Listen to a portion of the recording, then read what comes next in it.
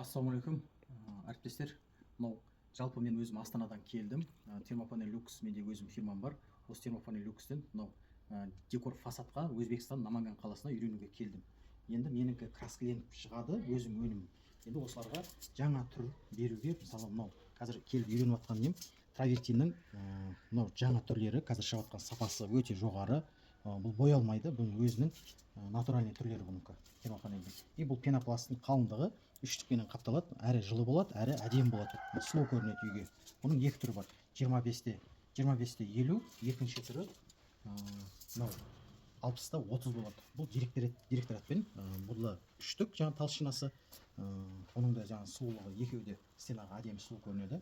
Енді келгеніме 3 күн болды, бұл жерге келіп үйренгеніме жігіттер барлығын үйретті, маған толық, өзім көңілім толды барлық нәрсеге. И сіздерді де осыны үйреніп кетуге сіздерді шақырамын. Керекті нақты мәліметті мына астындағы подробныйға кіріп басып қабылдасаңыздар болады.